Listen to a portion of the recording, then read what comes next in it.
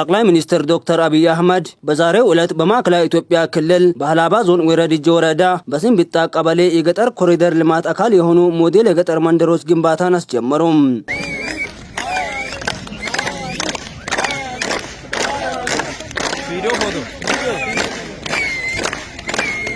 ጠቅላይ ሚኒስትሩ ሀላባ ሲደርሱ የሀላባ ህዝብ በስንብጣ ቀበሌ በመገኘት ደማቅ አቀባበል አድርጎላቸዋል።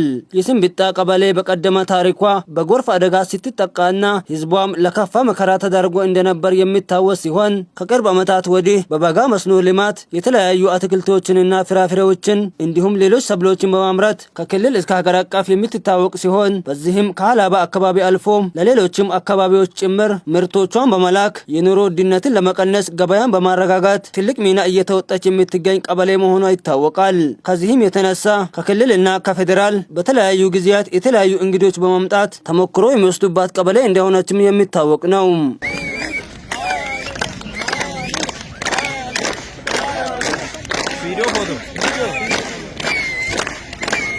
ይህንን በማስመልከት ጠቅላይ ሚኒስትሩ በማህበራዊ ትስስር ገጻቸው እንዳስታወቁት የገጠሩን ማህበረሰብ አኗኗር ለማሻሻል የተጀመረው የገጠር ኮሪደር ልማት በሁሉም አካባቢዎች እየተስፋፋ ነው።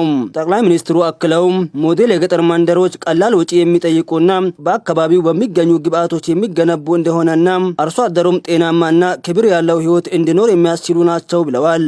በአካባቢው ከ2000 ሄክታር መሬት በላይ በመስኖ የበቆሎ ምርጥ ዘር ብዜት እንዲሁም የአትክልትና ፍራፍሬ ልማት እየተካሄደ መሆኑን ጠቁመው ይህ አካባቢ ከዚህ ቀደም በጎርፍና በድርቅ አደጋ ይታወቅ የነበረውን አካባቢ የልማት ተምሳሌት ያደርገዋልም ብለዋል።